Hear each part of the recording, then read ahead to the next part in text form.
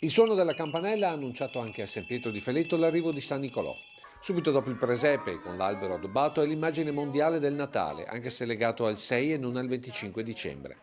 Ma pochi forse sanno che è il segno marcatamente popolare del passaggio longobardo, che è passato appunto dalle nostre Pieve e nelle nostre Farre fino alla Longobardia, con Milano che ancora oggi dà i regali natalizi ai bambini.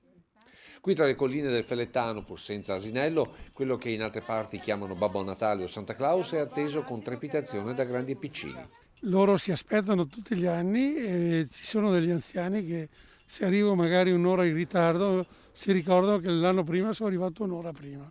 Pertanto aspettano questo regalo, questa visita tutto l'anno. Per i nonni della locale casa di riposo è una ventata di ricordi e giovinezza, quando una noce, delle castagne e qualche fico secco, delle carrube erano il momento più bello e dolce di un anno fatto di ben poche cose. La tradizione è fondamentale perché anche il ricordo di come si festeggiava un tempo e poi riproporlo anche adesso è assolutamente fondamentale, importantissimo. Ma il nostro San Nicolò ogni anno è atteso soprattutto dai piccoli, incuriositi da quanto hanno appreso nei giorni precedenti dalle maestre. E ci sono delle storie che li hanno accompagnati insomma in questi giorni e delle tradizioni che abbiamo provato a raccontargli, la tradizione dei bandot, di richiamarlo, di attirare l'attenzione, per far sentire che insomma ci sono questi bambini che lo aspettano con sentimento. Una canzone di saluto per il nonno dalla barba bianca che rimarrà nei ricordi di questi uomini e donne di domani in una linea di sentimenti che lega da sempre tutte le generazioni